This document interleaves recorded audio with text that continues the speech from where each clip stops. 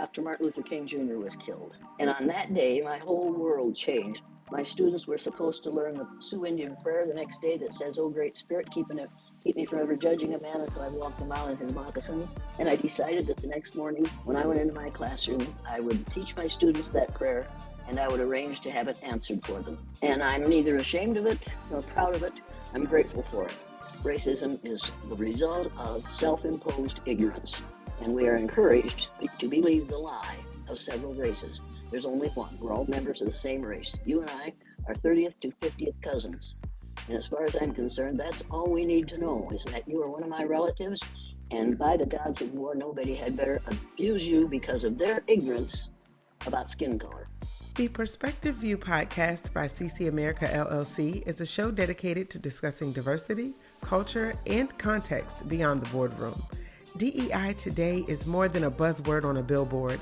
It is creating safe spaces for varying perspectives, ideas, and experiences without fear of being canceled because you don't conform. Let's tear down the walls together and build a new foundation with an open mind and understanding that the world revolves around the context of perspective. Hello, and welcome to the Perspective View podcast. I am your host, Tomeria Jordan, and tonight I am honored to have with us Dr. Jane Elliott, the creator of the famous Blue Eyes, Brown Eyes exercise, as our guest. As you know, Dr. Jane has a wealth of experience and knowledge, and I just feel so honored to have her here with us tonight. Welcome, Dr. Elliott. Well, thank you, but make no mistake about this. I don't know as much about this subject as you do. You've forgotten more since breakfast, more than I will ever learn about racism. You know that, and I know that. But you'll listen to me because I'm white. But I'm not white, and you're not black. Okay? This isn't white. My hair is white. You can tell where my hair leaves off and my skin begins. Your hair is black, and I can see where your hair leaves off and your skin begins. We're all shades of brown, because we all came from the same place, a country in Africa. Yes, ma'am. Okay? I love that. And I know when you and I had an opportunity to speak, I really appreciate that about you, is the honesty and the perspective. So I think this will be great for us to get into in terms of shades of brown. And actually, Dr. Elliott, who better to tell us about who you are than you, much like what you just stated. So if you were meeting someone for the very first time who is not familiar with your platform, your body of work, who would you say Dr. Jane Elliott is? I'm an old melanemic female who didn't know that she was a racist until Dr. Martin Luther King Jr. was killed. And on that day, my whole world changed because I had such admiration for that man. I didn't know about his private life, didn't care about his private life. What I cared about was what he told us and what he tried to do and what he was brave enough to do. And so my students were supposed to learn the Sioux Indian prayer the next day that says, "Oh, Great Spirit, keep me from ever judging a man until I've walked a mile in his moccasins." And he had been one of our heroes of the month in February. And he was dead at the hands of an assassin in April. And I decided that the next morning, when I went into my classroom, I would teach my students that prayer, and I would arrange to have it answered for them. I decided I would give some of them the chance to spend a day in my classroom the way children of color spend every day in classrooms all over the United States of America. And that's what I did. And I'm the woman who did that. And I'm neither ashamed of it nor proud of it. I'm grateful for it. It has caused me all kinds of trouble, but it's also taught me something that most melanemic people don't know about racism, which is that racism is the result of self-imposed ignorance. And we are encouraged to believe the lie of several races. There's only one. We're all members of the same race. You and I are 30th to 50th cousins. And as far as I'm concerned, that's all we need to know, is that you are one of my relatives, and by the gods of war, nobody had better abuse you because of their ignorance about skin color. I love that, Dr. Elliott. And, you know, it's interesting how life events oftentimes will shape our perspectives. And the fact that you were so impacted by Dr. King's assassination that you decided to do something different. And sometimes I think people might be afraid to do something different. They're always thinking someone else is going to do it. So what gave you the courage to go in and say, you know what, I don't care what anyone thinks. I am going to do this because I feel like it's the right thing to do. Make no mistake about this, I didn't realize how ugly it was going to be. I knew it was going to be bad, but I didn't know how bad it was going to be. If I had known that my 4 children who went to school in that system were going to be beaten and spit on, and their belongings were going to be destroyed, they were going to be physically abused by their teachers, by the peers, and by the parents of their peers, if I had known that, I probably would have kept my mouth shut, just as all the other teachers did. And I wouldn't have learned what I learned, and my kids wouldn't have learned what they've learned, and we would probably still be living in Riceville, Iowa. So it was all positive. If you add it all up, it was positive. But at the time, everything about that, everything that we learned, we didn't realize how much we were learning and how valuable it was. We found out how it feels to be the other. And we were the other in the town in which my great grandfather was one of the first settlers. But I Oh, had done the wow. wrong thing. I did the wrong thing. And no matter how respected my father was, I was no longer respected because I kicked the crucifix. I said, hey, white people aren't superior and they aren't even white. Let's get over it. Because we are all shades of brown. That's right. That's right. And I refuse. I try really, really hard not to use the terms white and black, but they are what we've been raised with. And I've been using them Right. for 83 years. And I'm trying really hard not to use those 2 terms because when I sent my 3rd graders to the dictionary to look up the word white, the definition is pure and goodness, purity and goodness. They looked up the word black, savagery, and evil. Now, those 2 words came out of the Spanish Inquisition. And the man who assigned those terms to people because of the color of their skin assigned them on the basis of his ignorance.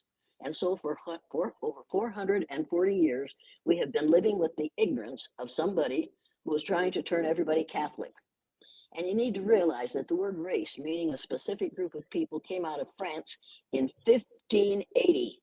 People will say to you, as they say to me every time I do one of these, somebody says, well, it's been going on forever. We can't stop it. And I say, wait just a damn minute.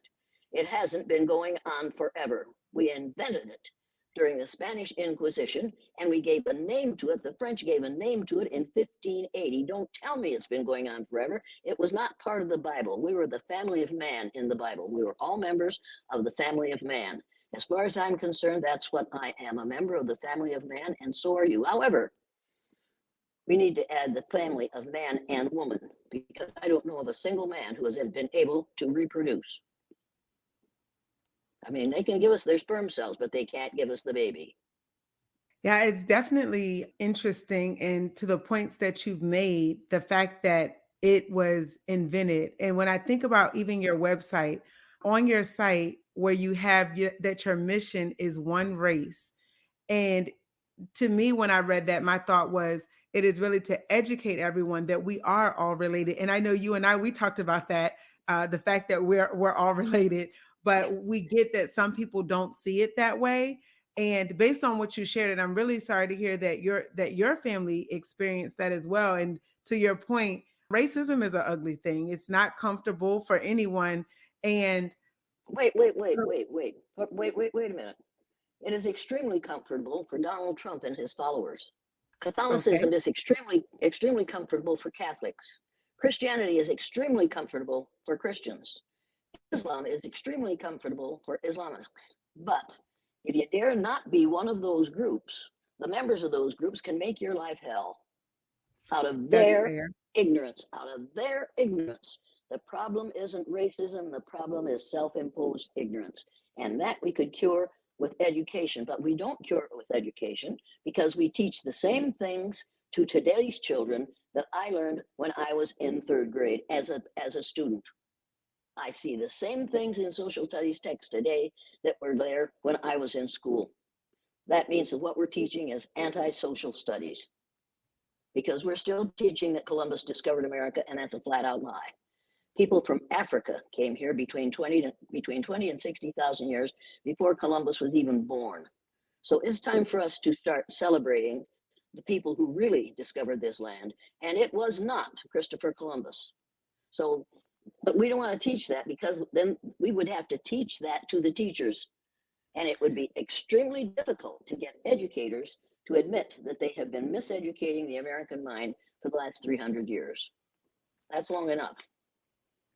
Yes, ma'am. And you know what you said there, miseducating the That's American right. minds. And so many That's of right. us, we hear what we're taught, and unless our family members and others are willing to take a stand, much like what you did. And to your point, it's not comfortable when you take a stand, but you're grateful that you did. With regard to educators, what advice would you give to them so that they can move beyond how they educate their students today and really getting informed and being willing to tell the truth, even in the face of adversity? They need to read the book Nile Valley Contributions to Civilization. Have you read it? I have Take it. not, but you recommended it to me recently. Get that book and read it, and have students, have teachers share it with their children at whatever age they're teaching. Share the material out of that book with their students. Here's another thing they have to do. Stop using the Mercator map. This is the map that we're all familiar with. This is the way this is the shape, the location, the size, the shape, and the location of the land masses on the face of the earth. This is the Mercator map. See Greenland hanging down here like a great big ripe plum? Yes. Greenland isn't that big, but on this map, Greenland is bigger than South America. Mercator was commissioned by the Pope to make a map that showed the spread of Christianity. So all the countries in the northern part of this map are larger than those in the southern part of this map. This is the map that is being used throughout the United States to teach about the size, the shape, location, and importance of the land masses on the face of the earth. On this map, the equator is 2/3 of the way down the map. This makes no sense, but teachers don't stop to think about it. And at the bottom of the Mercator map, on many of them, it says, and it doesn't say that on this legend, but on many of the Mercator maps, there's a legend at the bottom of the map on which it says, South America is actually 9 times larger than Greenland. Now that's what it says on the legend, but this is what it shows on the map. It's time to Right. stop. Yeah, it's time to stop using this map. There's a different map. Wow. There is a better way. This is the Peters projection map. Now, find Greenland on this map. It's clear up here, this teeny tiny thing. Look at the size of South America and look at the size of Africa. Interesting. I have never seen the Peters projection map. Thank you for No, of sharing course you that. haven't. Of course you haven't, because you're educated. Those of us, those of us who decided to get out of education, decided to use something other than what we had been taught a lie about. Look at the size of Canada on this map. This is hard to do when you're looking at it back. See Canada on this map? See that little thing? Then look at Canada on this map.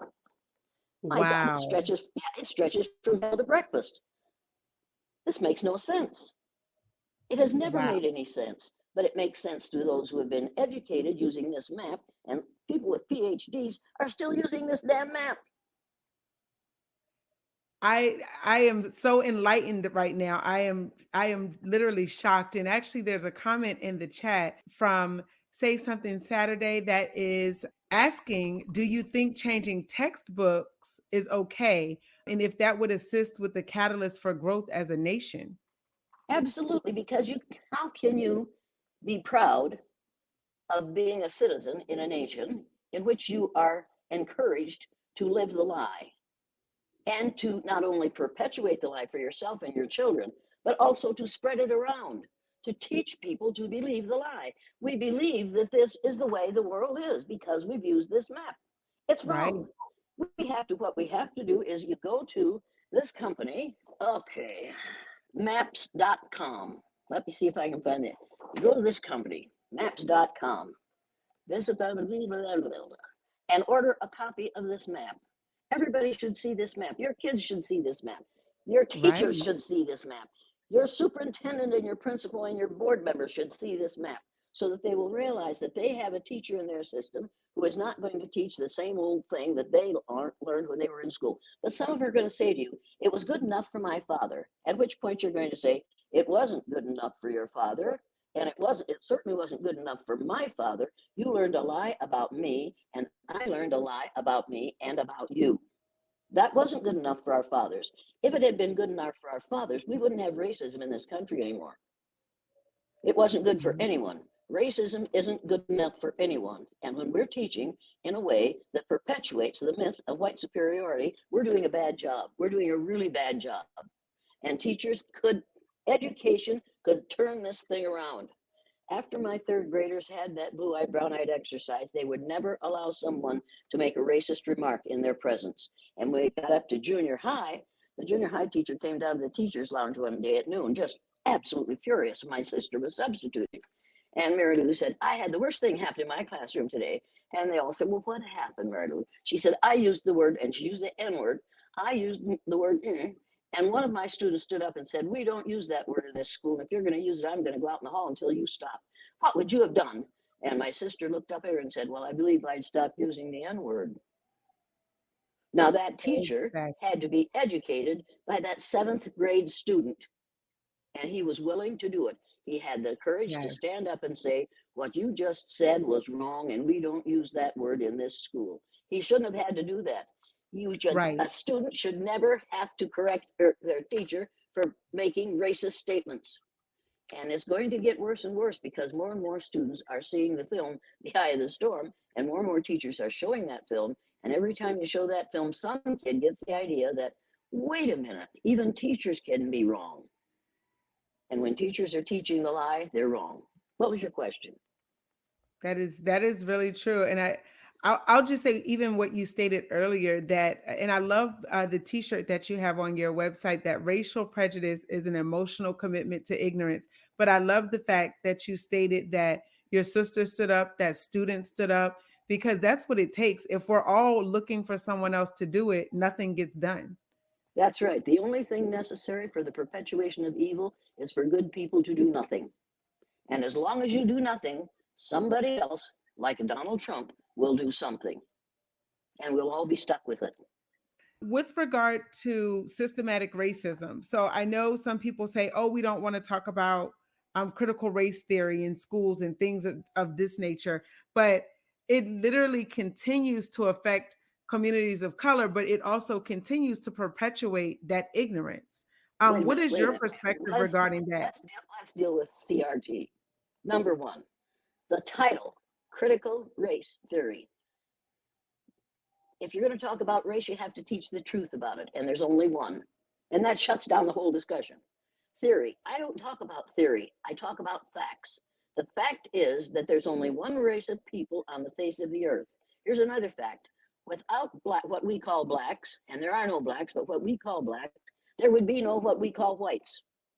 Because those people that we call blacks came out of Africa and moved across the globe and managed to populate every landmass on the face of the earth. Did you realize that?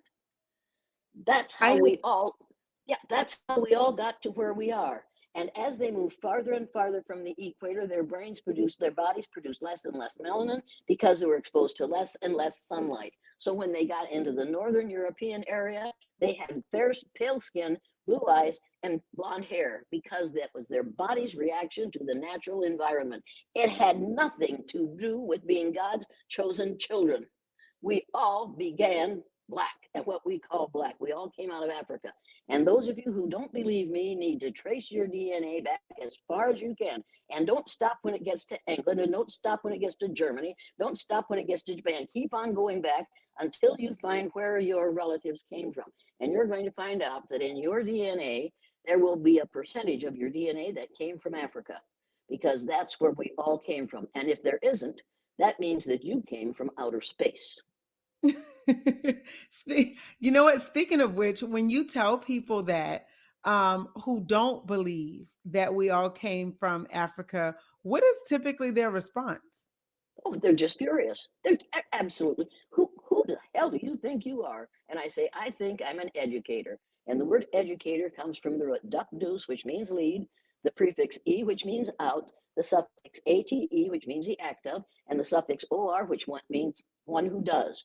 I am an educator. I'm engaged in the act of leading people out of ignorance. And the number one ignorance in the United States of America is the ignorance in thinking that there's more than one race of people on the face of the earth. There isn't. Furthermore, you have to know, you folks who think you're white, that only 15 to 18% of the population of the earth 15 to 18% of the human population of the earth is classified as white, and less than half of those are males. So about 7% of the people on the face of the earth are pale-faced males. Come on, boys. The rest of us know what we're doing. We know how to do it. And without us, there would be no you. Without blacks, there would be no what we call whites. Here's another thing they better know. Without Jews, there would be no Christians. The first 5 books of the Old Testament came out of the Torah, which is the Jewish book of worship. And this is the one they really hate. Without women, there would be no men. And then immediately some man will say, well, what about without men, there'd be no women? Oh, I'm sorry, but we can put 2 egg cells together in a petri dish, 2 female cells together in a petri dish. And I didn't say peach tree dish, the way whatever her name is, a petri dish, and scramble them up and come up with another female mammal. They've done it in the laboratory over and over.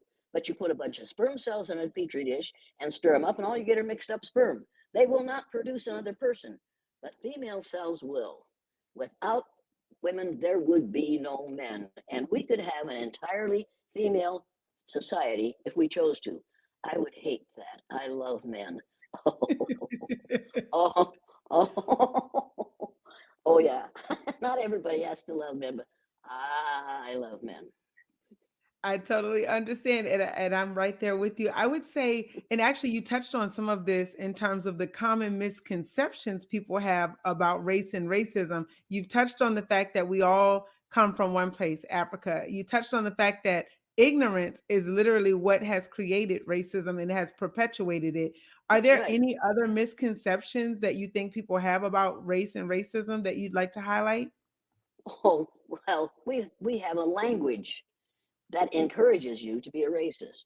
Last month, our president, and I admire Joe Biden, compared to what we had 4 years ago, the man is a genius, but only compared to him. But anyway, Joe Biden signed a law that the members of the legislature wrote up for him, which said that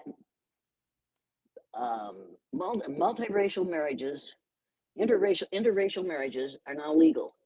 How in the devil do you have an interracial marriage unless one of the people getting married is from outer space?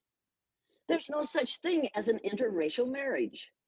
There may be a mosaic marriage. A mosaic is an art form that is new and beautiful and unique and made of many elements. So instead of talking about interracial, let's talk about mosaic. We are a mosaic society because we are composed of many elements, but we are not interracial. It's just, if you use the language of racism, you perpetuate racism. We've got to get over biracial, interracial, multiracial, and every time something happens and a bunch of people gather in the street, some commentator will say, there are people of all races out there. And I think, you idiot. There are people of different colors, but they're all the same race. Let's stop using the language of racism, and let's refuse to allow our children to be raised in a society in which we think of people of different colors as being of different races. They aren't. Their skin color and the way their height, their weight, their physical characteristics are the result of their body's adaptation to the natural environment. It has nothing to do with being different races. I know people get tired of hearing that, but if you have a product that you want to sell, people who Right. might buy it, your possible customers, have to hear the commercial at least 4 times.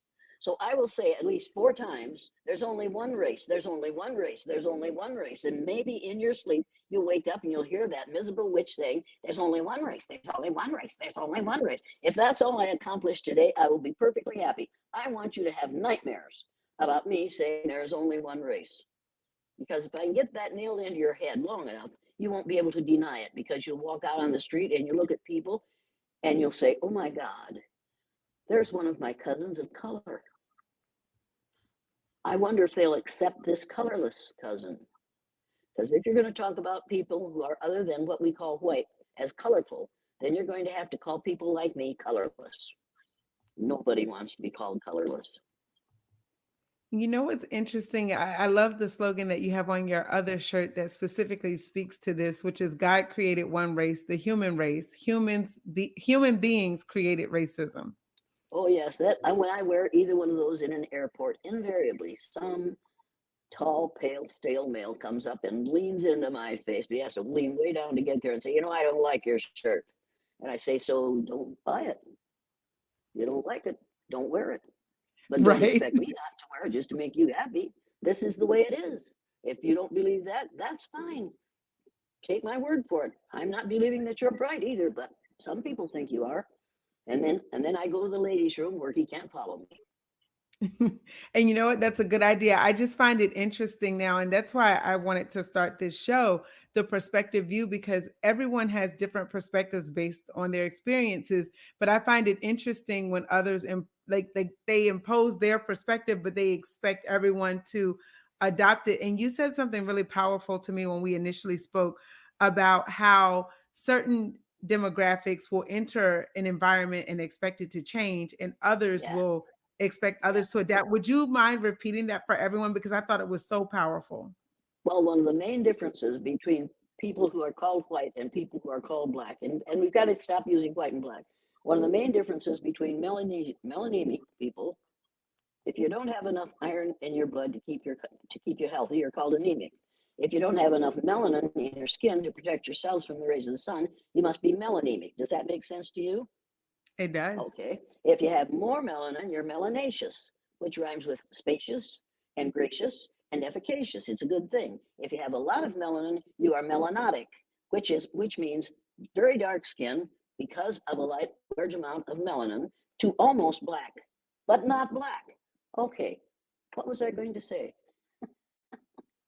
Oh, one of the main differences between what we call white people and black people is when melanemic people come into a new environment, they immediately adjust the environment to fit their needs. That's a fact.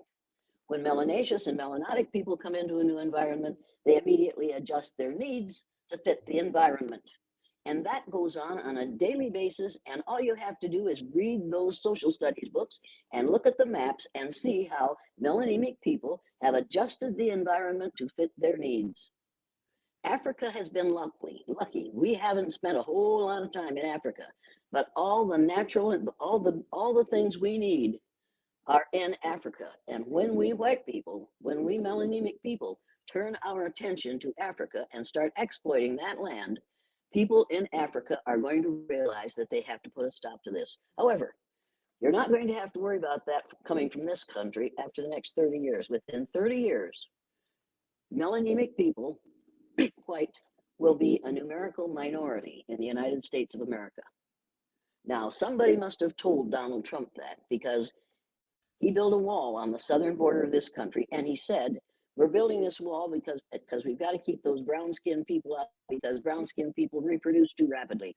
Nobody stood up in the Congress and said, or in the Senate and said, "How dare you say a thing like that? We will not build a wall just to keep those brown-skinned people out. We're going to build a wall to protect those Mexicans from our idiotic Americans." Do not say we're building that wall so that we won't have so many brown-skinned people in this country. This country was brown skinned before we people who think we are white got here. You have to realize that we've been lied to viciously. Within 30 years, people that look like me will be the minority, just as we are the minority worldwide. And that is one of the reasons we have a lot of frightened, pale, stale males running around trying to join groups like QAnon and the Proud Boys and the Oath Keepers and the Three Percenters and the KKK. They run around saying, "Oh my God, Jews will not replace us. Jews were here before we came. Blacks will not replace us." Every one of them has DNA from some black person. It's time for us all to stop being afraid of what's going to happen. We are scared to death that people of color think we white folks believe it when we say, "Do unto others as you would have others do unto you." Are we so-called white people treating others the way we want to be treated? Because if we are, then maybe that's the way we will be treated by people of color in the future. I don't think we want that. I think we want to behave in a way that we will do unto others as others would have us do unto them. It's time to stop preaching the golden rule and start preaching the platinum rule. The platinum rule is do unto others as others would have you do unto them. Not the way you want to be treated, because not every person of color wants to be treated the way I want to be treated. And not every Right. woman wants to be treated the way I want to be treated. And practically no man wants to be treated the way I want to be treated, until they see that I'm making money off it. And then they think, well, maybe. No, they can't do what I do because they haven't been raised the way I was raised. And they haven't experienced what women experience every day of their lives. And you know what's interesting? I think that you bring up a lot of powerful points about perspective, because one of the questions that I was going to ask you is what advice you would give to people who want to become allies to underrepresented groups but may not know where to start or are afraid of making mistakes. And I think you alluded to the fact that we just have to be willing to do it. Well, but you have to watch out for the word allies. I don't want to be your ally. Allies come and go. Allies stick That's with it for fair. maybe a year, maybe 2 years. Then they're on to something else. I want to be a partner. I want to get into a partnership with a group of people who don't look like me, so that we can share our perspective. And perception is everything. If people would just remember, if what you are saying can be perceived as racist, don't say it. If what you are saying can be perceived as sexist, shut up. If what you are seeing can be perceived as ageist, say something else. We all have vocabularies of more than 5 words, and we all know several ways to say things that don't have to be insulting or offensive or show our ignorance. If you don't know, go to my website and download the printed learning materials. The first page of those printed learning materials is a set of typical statements that white folks make that think they aren't racist. Everybody, every so-called white person, every melanated person has to look through those things and just read through them and see how many of them you have said. For instance, I got this from somebody named Judith Katz, wrote a book called, I think, Beyond Racism. You better get this thing out of her book. How can I be pro-black without being anti-white? People worry about, if I'm pro-black, my friends won't like me. They'll think I'm anti-white. Well, the answer to that is it assumes that there could be no true pluralism, that in fact white is right and that others are here only as whites are willing to put up with them. Oh, wow. Yeah, this thing is full of good stuff. I'm not personally responsible for the policies of racist institutions. You'll hear that all the time, to which you have to say, that's the denial of the presence and power of institutional racism. We have institutional racism in this country, and we are responsible for putting a stop to it. And if we would, instead of teaching the 3 R's, reading, writing, and arithmetic, only one of which begins with R, reading begins with R, writing begins with W, and arithmetic begins with A. So it's time for us to stop talking about those 3 R's and talk about the 3 R's of rights, respect, and responsibility. If we would teach the 3 R's of rights, respect, and responsibility starting in preschool and continuing that until you graduate from high school, we would change the level of racism and the level of ignorance in this country. I absolutely know that for sure. I think that's powerful, because I think it forces individuals to really take a look at it. And to the point that you made earlier, if we don't want to be treated that way, why do we think it's okay to treat others that way? So I think that But, actually is great advice but for, we know that it's wrong. And my dad said right. to us every week, you know, and there were 7 of us, and he lost one when she was 3.5 years old. So there were 6 of us Mm. left. And he would say to us every week, you know the difference between right and wrong. Now do the right thing, goddammit. And I'd think he's swearing. I'd look up at him, and he'd give me that look, as open your mouth now, and you'll know how unwise that is. So yes, yeah, Dad, yeah, Dad. So every day of my life, I think, Dad would say, are you doing the right thing, Jane? I have his voice in my head. I will have it there for as long as I live, and I'm extremely grateful for it. He never graduated, he never went to college. My mother never graduated from high school, but my father was wiser than any of his children who graduated from college. I think that that's really powerful. And then I guess on the opposite side, because I feel like you've given so many nuggets for the individuals who are on the receiving side of the wrong side of right. So the people who are marginalized, or the people who are experiencing racism, microaggressions, sexism, whatever it is, what advice would you give to them from your perspective regarding how do you move forward, despite those who may want to hold you back? First thing I do is stay away from anybody who uses words like microaggression and macroaggression. Because is it a microaggression or a macroaggression when the That's a teacher good point. ignores the child of color in the classroom? Is it a micro or a macroaggression when the kids in the school in the third grade invite everybody to the birthday party except the kid who is either Puerto Rican or Asian? No, we've got to get over the words of microaggression and macroaggression. You don't know what it is until you've been on the receiving end of it. And most of us pale, stale people don't know what it feels to feel, don't know what it feels like to be treated unfairly on the basis of somebody else's ignorance about our skin color. What was your question? And you addressed it. Stay away from people who do that. And it's interesting because again, it's almost like indoctrination in Absolutely. perpetuating the same institution that holds individuals back. And I can say, as a woman of color, I have been in those situations where I attended Catholic school and everyone was invited to the cotillion except for And people who look like me. and did you see a picture of Jesus hanging on the wall? And did you I see did. the Jesus on the crucifix? And he had pale brown skin and straight brown hair. In the Bible, it says he had kinky woolly hair and feet of bronze. I sang in the choir every year, every Sunday while I was in high school.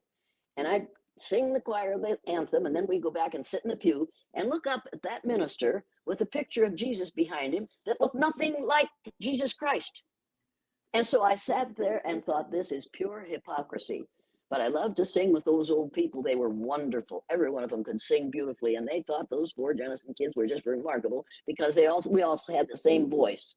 And so we added greatly to their choir, but they added greatly to our knowledge and our adulthood. It was wonderful to be in the choir with those 6 or 7 older people who taught us how to behave and who taught us what to say and they were just wonderful to be around. We were so fortunate to do that. But then I'd have to sit there and look at that picture of Jesus and think, well, God, they did it again.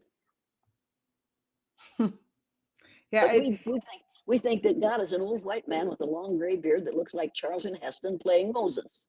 God is a spirit, has neither color nor gender. And they kicked me out of the church in Osage, Iowa, after several years when we got a new minister. He came oh out, wow. oh yeah, he came out to my house and said, and we'd visited for quite a while. I was glad to see him. What the heck? And finally he said, just as he was getting ready to leave, and he was standing in front of the door, and I was 3 steps above him. We have a split level house. It doesn't matter. Anyway, so he looked up at me and said, Mrs. Elliott, could you do me a favor? I said, well, I sure will if I can. What would you like? He said, would you find another place to worship on Sunday morning? I said, Oh well, wow. yeah, I could do that, but why would you ask me to do that? And he said, because my parishioners don't like the words you use in the service. I said, oh, they don't like it when I call God he, she? No, they don't. I said, well, you see, for me, God is a spirit and has neither gender nor color. And I'm fully aware that the Bible, most of the verses in the books in the Bible were written by men. So I just happen to think that maybe there's a wee bit of sexism there. He said, well, they don't want to sit in the pew next to you. I said, don't worry about it. I won't. And then see, we had bought this old schoolhouse that we live in, and there's a little Baptist church next door that hasn't been a Baptist church since 1945. And he said, you've got a church next door. Why don't you start a church of your own? I said, maybe I will. Would you like to join? He said, no, I don't want to join your church. And he turned and he slammed his way out of the front door. He literally ran to his car, got in, and tore off down the road. And I stood in my living room laughing and thinking, oh my God, he thinks the devil is after him. I think he thought I was going to come after him on my broom. I wasn't good. I'd only use my broom at Halloween. I don't use it during when the minister comes up. I watched him go down the road and I thought his life will never be the same. He will be afraid of me every time I walk toward him. He will be scared to death. And you know what I thought about with regard to that is that the truth, and we talked about it briefly, is the fact that the truth is freeing for some, but for others, it's a snare. It really like holds them so tight, and they're like, wait a minute, this is bad. And it's like, no, when you're enlightened, it's a good thing. Well, but not enlightened, because that sounds like have to get lighter. That's unfortunate to use that word. If you are educated you'll Educated, know yes. if they're educated. If somebody has led you out of ignorance, don't run to go back to ignorance. Enjoy this new place you're in. It's like buying a new house and deciding you want to live in that hovel that you came from. You run back to the hovel? No, you stay in the house. Stay in the new house and enjoy it. Don't go back to that. I don't want to go back to the house I was born in. It was, That's in the fair. winter time. In the winter time, you walk across the floor, and the linoleum tile. The linoleum was a big sheet of linoleum, and it would rise up about this high because the wind would come in through the basement and through the walls and graze the floor, the carpet, rug on the floor. So I don't want to go back to that place. I want to live in a nicer home. I want people to live in a place where they are comfortable because they're no longer ignorant about some of these things. I want to go back to the old places. And I don't want to go back to using language from the 14 and 1500s.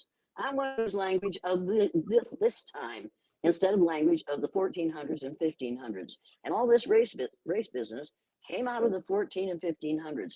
Let's not go back there. Let's get into this 20th century.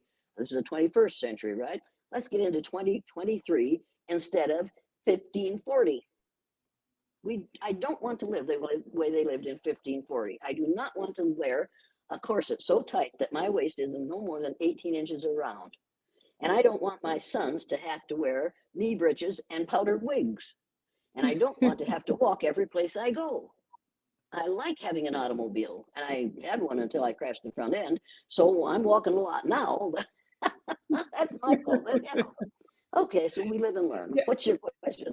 that's so true. And actually, you know what, Dr. Elliott, you have answered a lot of the questions that I had, but you answered them in the context of your responses, because one of the questions I was going to ask you as a last question was, what did you believe the next steps were? But you mentioned it just now, literally with what you said in terms of, once you have the education, don't go back to using the same language. Don't go back to where you were. And I think of a house, you add new furniture to it. You go and buy new paintings. You don't just leave the walls bare. You do something with your home.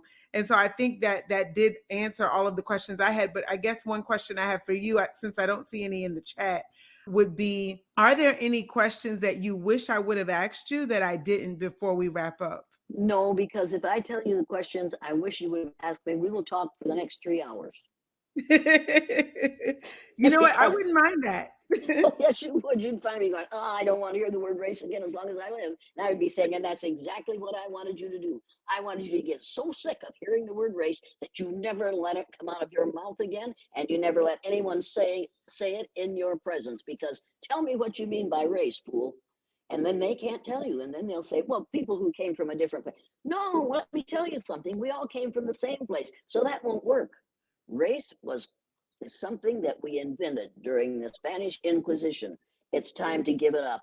And if you're using this form of communication, turn it off, people. If you really believe in race, turn it off right now, because you aren't supposed to do this. You're going to use when you want to send me a message telling me how much you hate me or that you're going to shoot me, use smoke signals. Do what they did in the 14 and 1500s. Otherwise, don't bother me. Don't use modern communication to tell me some of your idiotic statements. I don't need them, don't want them. I've heard them all. At the age of 89, I've heard it all. And for me, OLD is an acronym for octogenarian living dangerously. And that's exactly what I'm doing. And pretty I soon I'll love be it. a nonagenarian, and then they'll call me a nut. And I'll say, you're right. I'm a nonagenarian uttering truth. I'm looking forward to being a nut. Make no mistake about this, because I don't think things are going to change enough in the next 10 years before I become a centenarian. I don't think they're going to change enough for me to shut up. If you want me to shut up, just stop acting like a fool. I'll be glad to shut up. I would be so delighted not to have to discuss this topic ever again. That is fair. And you know what I really gathered is the fact that, literally what you said earlier about, when we think about our life and what your father taught you, rights, respect, and Yeah, responsibility. right. And Absolutely. not, and it's ironic that you mentioned that, because I spoke with someone today, where I live, it random conversation, and he ended up bringing up race, and he talked about his time in the service. And one of the things that he said is that what stood out to him, and one of the gentlemen that really made an impact in his life, was the fact that he gave respect, but he also demanded respect. So he Right, wouldn't let anyone mistreat right. him. And he said, even though restaurants wouldn't allow them in the 1960s, that they let him in. And everyone said, well, why is it that he can eat in your restaurant, but we can't? And he literally said it was because he gave respect, but he also demanded respect. Yeah, he refused to be treated badly. You want to treat me badly? You see the color of my money? It's just as green as the color of that white guy's money. And the only color that really matters in the United States of America is green. All that really matters is money. And you need to know that racism is an extremely profitable venture. It has been That's a extremely good point. profitable for, oh yeah. And if you don't believe me, you get the book, The System by Robert Reich. Read the book, The System by Robert Reich, and you will learn more than you want to know. And then get the book, Color of Law, The Color of Law. Oh my God, when you read that and realize that all these things were put in place in order to separate us because this land wasn't very valuable, so it isn't worth much, so we'll put these people over here, and then we'll build a railroad track right between them and the rest of us. These people aren't worth much, so we'll build the worst schools over here and send the worst teachers over here and make sure that we redline all the rest of this so that these people have to go over here in the place that we constructed for them. When you read The Color of Law, you'll say to yourself, these miserable people are not going to do this with my permission ever again. You will never put me where I belong again. I will decide where I belong. You will not tell me where I belong. You've got to read The Color of Law. And then you've got to read The Myth of Race by Robert Wald Sussman. If you don't want to read the whole thing, read the first chapter and the last page of the last chapter. And it tells you exactly where we came from, exactly how all this nonsense went on. And he would have called it The Lie of Race, but nobody would publish that because they knew nobody'd read it. So he called it The Myth of Race. We white folks, we melanemic people, like the word myth. It isn't a myth, it's a lie. If you can't sell a book that talks about the lie of race, people won't read it. But they'll talk about the myth of race, and then they'll think, well, it was just a myth that somebody made up. It's not my fault. Wait a minute, fool. If you're still believing it after you read that book, then you are going along to get along. Hmm. Tolerate it. I refuse to tolerate it. I think you have said so many things that I think are so powerful. Refusing to tolerate it is such a key. And you enlightened me as well, or not enlightened me, but you educated me in terms of the terms. Because even when you think about diversity, equity, and inclusion, that's what they're teaching us. It's indoctrinating us in the same language that you mentioned. And so Yes, it's they scary are. because we start to minimize the aggression. So for instance, if and it happens all the time, and I hate being on the receiving end of it because I think of the fact that it really adds extra stress to a life that's already stressful, but Here's individuals what you do do. things. Here's what you do. Make something. Make a tag for yourself. You can get those things and wear it. Say some of these things. Race came out of France in 1580. The word race, meaning a specific group of people, came out of France in 1580.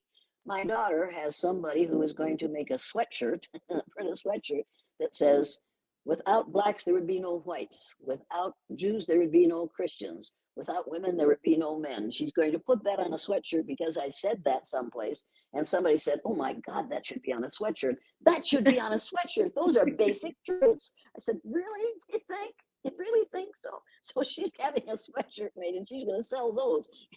I love it. Along with, yeah, it's, hey, that's the way it is. I said that to a group on a panel. I was on a panel one day. I was sitting here and they were these four really bright melanaceous people were sitting there. We are having a discussion and I said those three things. And this one woman said, oh my God, those are all the truth. Those are just basic truth. And somebody else said, they're biologically correct. She's telling the truth. What is it? Ye shall know the truth, and the truth shall set ye free. Yes. I believe that. And it's I time for us you to know what I tell do the truth. too. Yeah, I believe that there's only one race on the face of the earth. In fact, I know there is. There's only one. And I'm a member of it. And you are a member of it. And that makes us 30th to 50th cousins. And I will not allow my cousins of color to be abused by some of my ignorant, colorless friends who don't realize that without you, there'd be no me. Without people like you, there'd be no people who look like me. Remember that. When you hear somebody make a racist remark in your presence, you need to remind them. See what it says on my shirt? Without blacks, there'd be no whites. You can understand that, can't you, fool?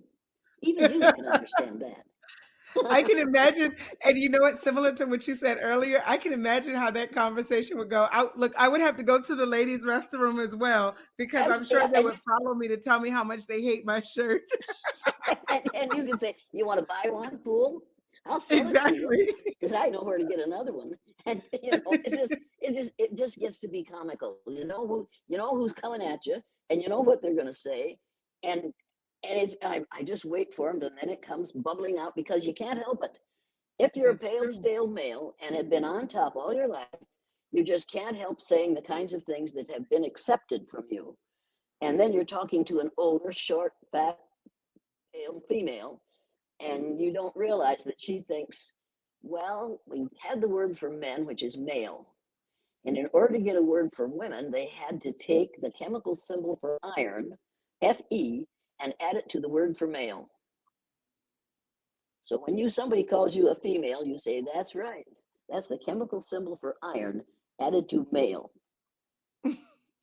You know, I never thought about it that way. Nobody thinks about it that way. Nobody dares think about it that way. But I think, wait a minute, people. Words are the most powerful weapon devised by humankind. We use Oh, them to destroy people every day. We deliberately use words to destroy people and keep people in their place. So, what those of us who know what is going on have to do is refuse to tolerate it. yes. Martin Luther King Jr. was all about hope. For me, hope is an acronym for holding on to positive energy. I love that. And That that's what that is he did. That's what that he is held so on to true. positive energy, even as they were killing him. As he was lying there bleeding to death, he was still holding on to the fact that he was going to go to a better place than he had been in for a very long time. Hmm. Wow, that's yeah, that's a gut punch, and I can definitely see there's just so much more to the conversation, as you mentioned. There's so much more to do, and I'm grateful for the people like you who stand up, who are willing to take a stand, regardless of how other people may receive it, and willing to speak the truth. And that's something that I want to do as well. I want to speak the truth because, as we know, and as it was stated, the truth sets us free. And I am But a but believer, but be and very so. careful. Be very careful. Be very, very careful, because and I know that if I had been a woman of color the day after Martin Luther King Jr. was killed and had done that Mm, exercise with my all white third graders, all melanemic third graders, I would have lost my job for sure, and I might have lost my life. So before you praise me for doing these things, remember, I am allowed to do what you aren't allowed to do because of the mm. ignorance of people who believe in the myth of race. So if they're going to be that ignorant, I am going to take advantage of their ignorance for as long as they are ignorant. All they have to do is give up their ignorance and they can get rid of me. But as long as we have people who would say, we're making it legal, we're making interracial marriage legal, and sign it. And God help me. Someday I'll get to go to talk to President Biden. And while he's looking at me and holding my hand, he'll be looking at everybody else in the room to see if there's somebody important he should be talking to. And I'm going to jab him in the chest and I'm going to say, Joe, interracial marriages don't exist. We're all members of the same race. And I'm going to get his attention. And if I don't do it, some of the rest of you need to do it. The next time you're around Mr. Biden, President Biden, the next time you have him on for some reason, or if you're anywhere near him, say, Mr. President, there's no such thing as interracial marriages because there's only one race. Do you suppose you'd like to get that piece of legislation back and fix it? Because every time you say interracial marriage, that is a macroaggression.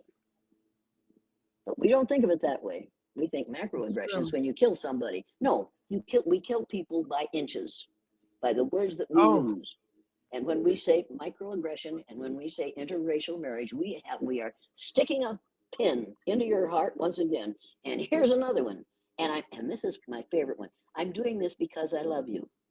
My mother would tattle on us, and my dad would come to the house, and she'd tell him what we had done, and he'd line us up, and he'd whip all five of us. Start at the oldest, get right up. Didn't hit us hard, but just let us know. And my mother would say, he's doing this because he loves you. And I think, could you love me a little less? But I didn't say it.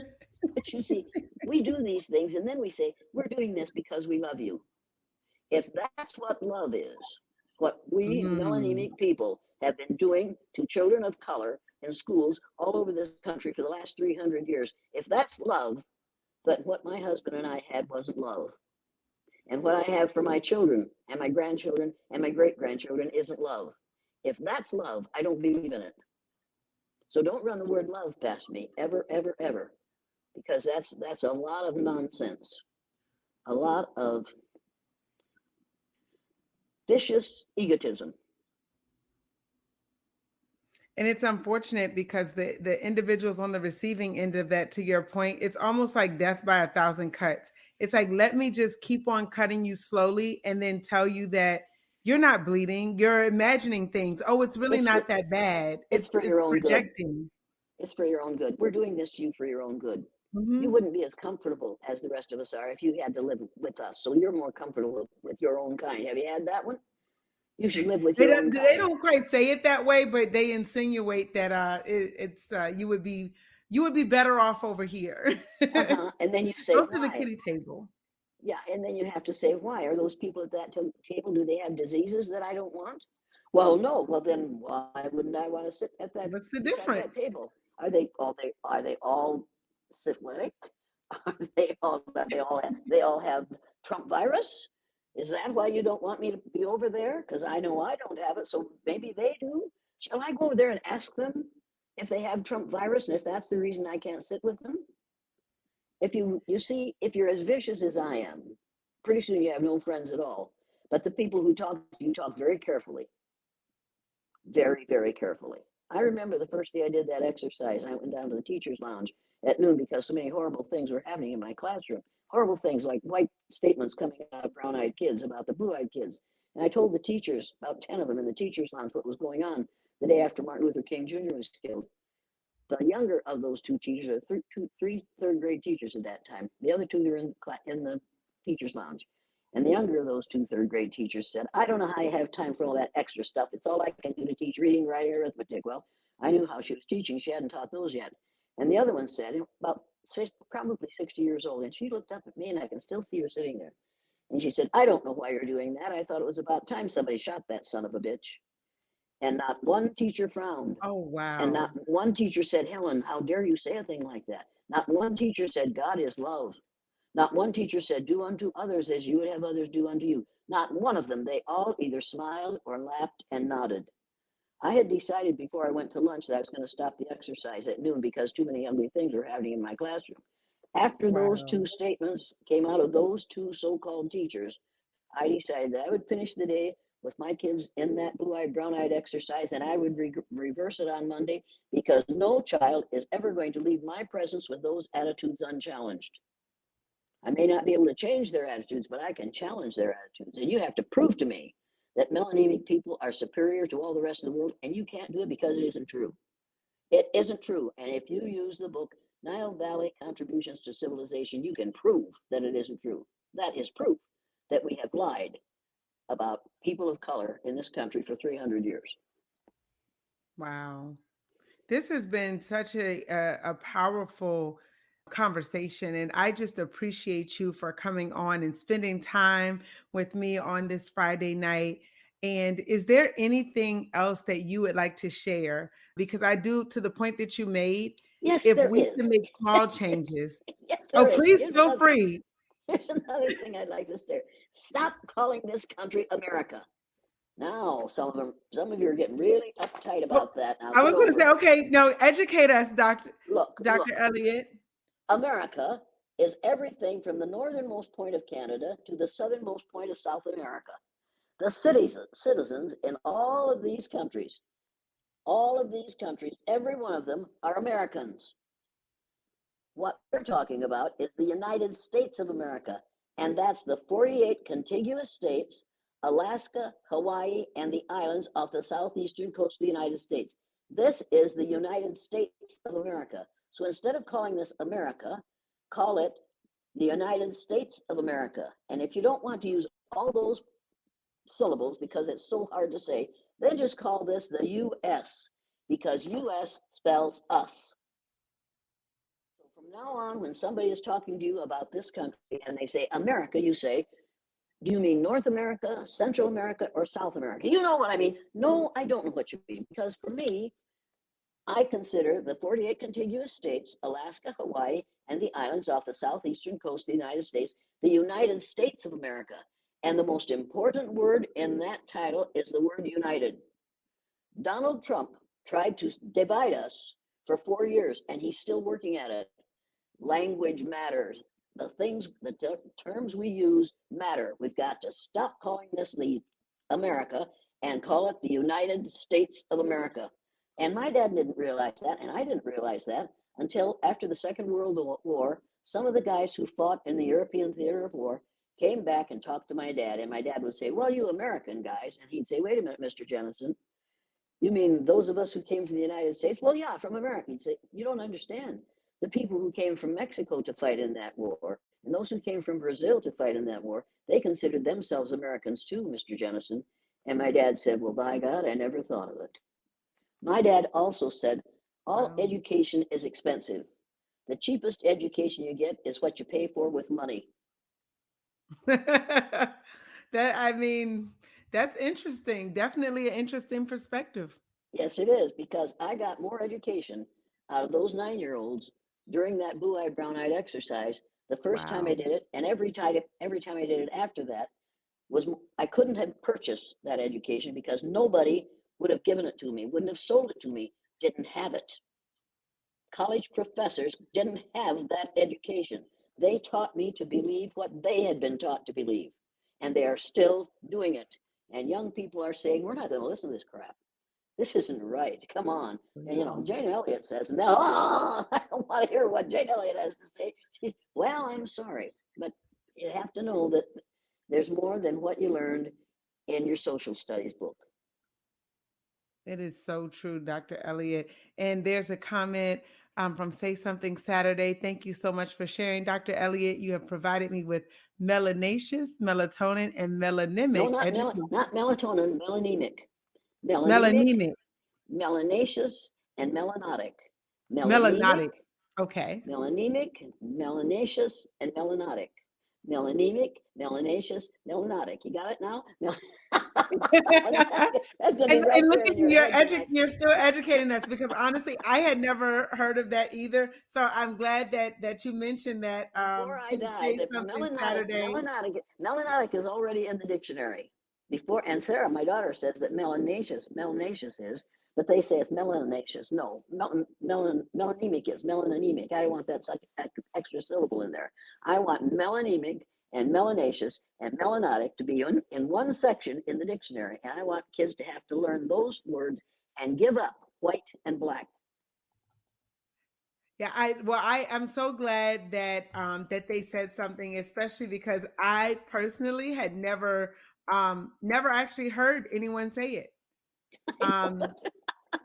and so I'm like, okay, let me make sure I'm spelling it all right because I'm like I have to Google it because I'm like, You'll have trouble finding it because nobody knows the word melanemic. I made it up. And they don't know melanaceous. I made it up. People make up words all the time. you know what? Melanotic, I found in the dictionary. If melanotic works, so does melanemic, and so does melanaceous. They are all just a description of how much melanin you have in your skin. There's nothing positive or negative about any of them. They are just a description of the amount of melanin in your skin. And that's so Right. much better than white and black, both of which are very judgmental words. You know, I love it, but you brought this is another point, and I know I appreciate you staying on to have this discussion. But you just brought up something else that's really important: is that we can make up our own words, and so people have made up words to Woke, force us woke, into woke. To me, woke means not asleep anymore. Oh no, right. woke means willing to agree to disagree. No, and do without being disagreeable. No, no, that isn't what woke means to me. And I don't use woke in the way they use woke. If you're going to say I'm aware of things and I'm willing to change, that's fine. Don't accuse me of being woke, because I'll have to say, oh, that's the past tense of wake. Are you sure you want to use that? You just don't understand, Mrs. Elliott. And I'll say, I understand. Believe me, I understand. But I refuse to allow you to refuse to understand me. That is fair. Yep, we wake up words all the time. If you don't believe it, watch television and see some of these ads for some of those things that will help your health. Oh my God, 8 syllable words. I can't even read them, but I try, because I That's figure it fair. must. Yeah, yeah, yeah. It's yeah, oh my God. We make up words all the time, That is true. You know and what? we use them to destroy. That is so true. So my main takeaways definitely is and you also brought up something else about people who are more melanated not being able to say the same things because That's right. it's taken out of its context or it's looked at differently. And I can say, speaking from personal experience, Dr. Elliott, I have been in workplaces where I literally can smile and say something the same way as my colleagues, and my colleagues can bark at me. But if Mm-hmm. I say the same thing, even with a smile, I am told to calm down or change something about myself. And I'm like, well, what's the difference? And we all know You're what the difference is. you're being an uppity N, and you know it. The worst thing you can be is an uppity N, and I'm an uppity Jerry, whatever you are. What am I now? Octogenarian. I'm an uppity octogenarian, and nobody dares to take me on, because I've lived around men, and I can swear in several ways, and I can cut people up if I need to, and I can threaten people if I need to. But I don't think that's necessary. But if you're male, Right, that's how you maintain your power. If you're female, you learn how to adjust so that you can bob and weave and not have to put up with it. But on the right. way, while you're bobbing and weaving and getting away, you're going to say something that will destroy their ego. And you don't want to destroy their ego, but for a minute, you want them to find out how it feels to be on the receiving end of that which they're doing to you. And that just the minute that you say to them, and when you say that to me, here's the way it feels, and then say something to them that is going to be hard on their ego, and all of a sudden it's like, oh, she got me. She got me. I'm sorry I said that. I'm sorry. Yeah. I'm sorry I said that. Yeah, you should be sorry you said that. And I don't never say that to another woman again, as long as you live, because if you do, you might not live as long. You know what's interesting? Because some things people say, and they can, they, as my mom would always say, they can dish it, but they can't take it. And I That's realize right. that. So I definitely am very mindful of how I communicate, because I know that if I say some of the things that have been said to me, especially in the workplace, it would be looked at completely different. And I Oh, have absolutely. been able to speak up. Once, I'll say once, I was able to speak up, but even still, the person on the receiving end, I made him think, but he still wouldn't change enough because it would impact his financial situation. Because chances are, if he sided with me, we were both going to be out the door. So I talked to him in confidence about the fact that the way in which women were described in a particular meeting, it wasn't Oh, fair. But I said, you were okay with this gentleman cursing at people, but this woman who said nothing of the sort, she just disagreed. And though you would have thought that, to the point you made earlier, you would have thought that she was cursing everyone out and disrespectful. She was not disrespectful. She didn't raise her voice. And I find myself smiling a lot because I have been on the receiving end of people assuming that if I'm taking notes, for instance, that I have an attitude. And even though I tell them what I'm doing, it's the weirdest thing, and it's but the happened next time somebody over my accuses you, career. wait a minute. The next time somebody accuses you of having an attitude, you need to say to them, "Yes, and you created it for me." Now, That's if a you good want to, response. if yeah, now if you want me to stop having this attitude, you can stop treating me as if I'm less than. You have created Wow. in me a real resistance to the kinds of words you use about me. And if anybody, for instance, just what do these people want anyway? Have you heard that one? What do you Oh, people I want? have heard that. I Oh yeah, have. and then you say, I want the same things that you do. Yes. I I want to be treated fairly. Is that too much for you? because that's all I want. Just treat me fairly. I don't want to go to bed with you. I don't want you to invite me to your home. I don't want you to babysit your children. I'm willing to teach your children, but first I have to teach their father. That's And here's true. what you have to know. I want the same things that you do. I don't understand what you people are saying. Has anybody ever called you you people? Oh yeah, I've heard that. I've been called the N Oh, word too. People are they're a piece of work. well, I realize that, but they know better than to say the N word now, but they still think it's perfectly all right to say you people. Yes, And then you're going to I've say, been and called then you you're going to say, people. you mean me, your 30th to 50th cousin? You're not my cousin. Well, then you must be from another planet, because everybody on the face of the earth is my 30th to 50th cousin. Now I'm going to claim you as my cousin, and from now on, I'm going to call you Cousin Joe. Do you like that now? No, I don't like that. Well, then stop calling me you people. Do we understand I one love another it. now? I have, on the whole, the educated, the upper classes, the emotionally mature, and the deeply religious are much less racist. That is pure barn dirt. But people will say those things because, oh, don't get me started. You should never ask me to do these things, because if you do, I'm going to try to fix the whole world. And we can fix the whole world by saying we're all members of the same race. We are Right. all shades of brown. You people and we people and those people are all shades of brown, because we're all people, not people, people.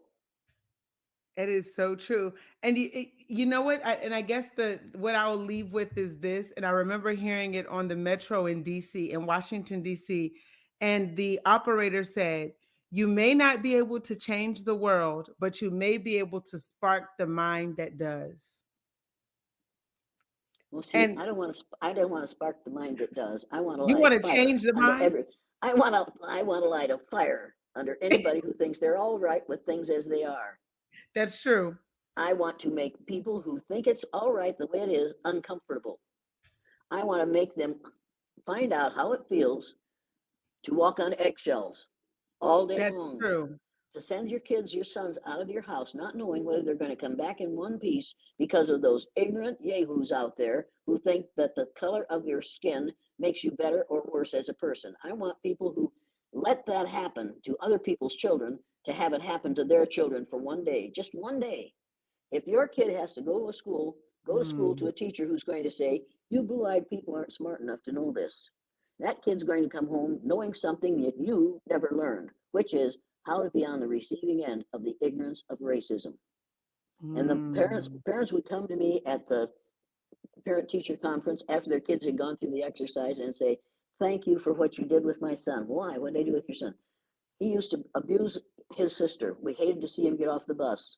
Then Oh he went through wow. the exercise, and now he's kind to his sister, and we're glad to see him get off the bus, Mrs. Elliott. He learned so much just by going through that exercise. Many, many parents said to me later, thank you for what you did with my son. Because it isn't females, for the most part, who do these things. It's sons who think they have the power to tell everybody else how to live. And everybody knows that you and I know how to tell everybody else how to live, because we've lived how you shouldn't have to live. Right. That is so true. And you know what? From now on, is it okay if I call you Cousin Jane? Absolutely, absolutely, because that's what I am. I'll be honored to be your cousin, and you have no choice. Yes. You and I are 30th to 50th cousin. That's the way it is. And if it hadn't Right. been for people like you, there would be no people like me. Well, I appreciate you. I thank you for your time. Thank you for everyone that is tuned in. Looking forward to just hearing, the feedback, and to the point that you made. Literally, we can change the world if we change our Absolutely. perspective. And if we're on the opposite end, if we at least try to put ourselves in the shoes of someone else and empathize with what they may be feeling, we can all make the world a better place. So I just thank you for your time tonight. And I am just looking forward to seeing how this not sparks, but how this ignites and changes individuals, because it has definitely changed me and really encouraged me to think about things a little bit different, and realizing that just because it's what I've been taught, it doesn't Yeah. necessarily mean that that's what it is. Get the Nile Valley contributions to civilization. And then anytime somebody indicates to you that you're less than, you need to say, wait a minute. Do you know why you have this and this and this? It's because of people in the Nile Valley, which is in Egypt. You wouldn't have any of those if it hadn't been for those people. Would you like to say thank you to them? Because I'm one of their closest descendants. You can thank me for what you have. You can thank me for having a United States of America. That's a fact. Yes. And you know what else I just thought about when you said that? Focus on the facts because people can Right. argue with your opinion, but it's hard to argue with the facts. Yep. You use facts, not opinions, and not theories. And CRT doesn't stand for critical race theory. It stands for curriculum respecting truth. And Oh, I nobody, like that. yeah, nobody should complain about curriculum respecting truth. That's what CRT should be, and that's what we should have in every school. And threaten the administrators with that. I'm coming to school and I expect you to have CRT in yours. We can't do that. Yes, you can. It's curriculum respecting truth. It isn't critical race theory. It's curriculum respecting truth. That's all you have to do is Yes. tell. Yeah, that's all you have to do is just tell the truth to these kids. Columbus wasn't the first person to come to this country called America. People from Africa came here first. Columbus came from Africa originally. Even he didn't know that. Huh? Yeah. And which is And here again, it just gets passed down from generation to and generation. And here's the kicker to the whole thing. Jesus Christ was an Ethiopian Jew. He was born an Ethiopian Jew. So come on, folks, let's get over it. And I have the mask that I'm going to wear on the plane Friday, Thursday, Wednesday, when I fly back to Iowa. It's on it. It says "Get over it," and somebody's going to say to me, because they aren't smart enough to ask to keep their mouth shut. What do you mean, get over what? And I'm going to say, get over racism. Do you want me to give you some more lessons on that? Oh, that's all right. That's all right. I'm not a racist. I'm not a racist. Some of my best friends are black. Name three. Well, all right. I'm going to the men's room now. Good idea. Go to the boys' room because you're not a man yet. oh.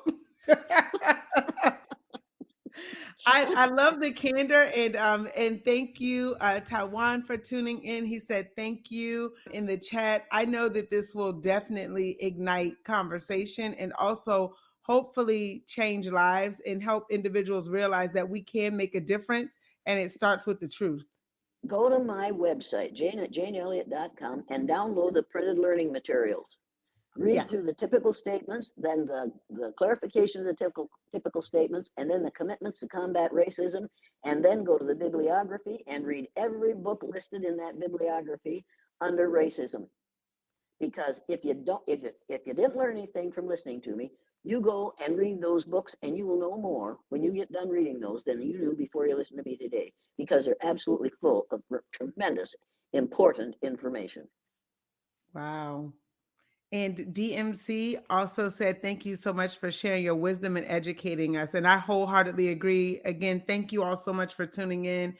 This was so impactful in so many ways. So again, thank you, Cousin Jane. And Well, thank you to thank all you. of our cousins out there listening to the show. Yes, thank you for listening and thank you for inviting me. And maybe we'll get into you. Where are you located?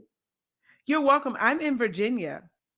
Oh, that's all right. So I was afraid you were going to say Florida and I was going to have to turn off the television. Okay. no, not Florida for me, Virginia. But I feel really grateful. And this is a timely discussion, especially when we look at what's happening in the world. And I know we talked about some current events briefly when we spoke before, but it's just literally perpetuating the same behaviors, and Right, individuals want to turn a blind eye to reality right. and the truth because it's uncomfortable. But I remember, and I shared with you that I remember telling a former manager who, I won't get into the details, but I will just say that I had to tell them that I can't take my skin off when I came to work. And I remember crying because I felt so low. And I said, you have the option to hide your other side. I don't. I can't take my skin off when I come in here. And if that's a requirement, then I probably shouldn't work here. Wait a minute, wait a minute. He can't take his off either. That's And he true. can't and Right. he can't know what you know. He has to be ignorant for the rest of his life until somebody like you comes up and says, "Now wait a minute. Under the skin, you and I are the same. Exactly. Under the I, skin, under the skin we are equally valuable and you need to know that. And I refuse to tolerate the kind of thing that you just said because it is blatantly racist. And I'm willing to educate you if you are willing to not force me to listen to your ignorance. We had a conversation. It didn't go that eloquent, but we did have a conversation, and I challenged their thought processes because what I witnessed and how they treated me and other employees was definitely wrong. But they aren't And thinking. You need to realize they aren't thinking. They do no, this without thinking. They don't have to think first. Racists don't have to think first not because at they have all. been trained. They have been trained post before they're born. They are trained because they hear their mother and father speaking. They are trained to speak in racist terms. So they aren't thinking. So what you have to do is every time they see you, they have to. And this is what's true for me. Every time somebody sees me, they think, "Oh, there she is, the bitch." And I think, yes, and that's what I am. Remember, bitch is an acronym for being in total control, honey. And so when somebody calls me a bitch, I say, "Thank you very much." And they, "What do you mean?" Well, evidently, you see me as being in control and you're trying to get control over me by using that word. But for me, that is a compliment because that means that you see me as being in control. And now I'm going to tell you what you need to do in the future. These are the words you need to take out of your vocabulary and give them a list of words that they need to take out of their vocabulary. If you're going to speak in a human situation, if you're going to speak in a situation in which there are people of all different colors and all different kinds, but all members of the same race, these are the words you need to remove from your vocabulary. And there is a list of those words. Look them up. Find the list of the racist words that should be taken out of our vocabulary. And the first three are biracial, multiracial, interracial. We've got to take those out of our vocabulary. And we've got to, and when our president says he's signing an act that makes interracial marriages legal, we need, every one of us should have sent him a letter that day and said, "What in the hell are you talking about, Joe baby? There is no such thing. Do you know somebody from Mars who's marrying somebody from Earth? Because if you don't know any interracial marriages. We've got to change the language. Okay, I'm going to say goodbye now, and I'll keep you going for the next 10 hours. All right? Well, I appreciate it. And thank you everyone for tuning in. Definitely check out Dr. Elliott's website. It's been scrolling here at the bottom and it's also linked in the chat, but it is janeelliott.com. And we just thank you for tuning in tonight. Thank you again, Cousin Jane, for joining the show. And thank you for sharing your perspective. Have a good night, everyone. Bye now. Thanks a lot. Thank you for tuning in to the Perspective View podcast. Please be sure to subscribe, like, and share the show with others. We value your feedback, so please be sure to rate the show and leave us a comment so we know how we're doing. Also, this helps us share a message with more individuals around the world regarding different experiences and perspectives.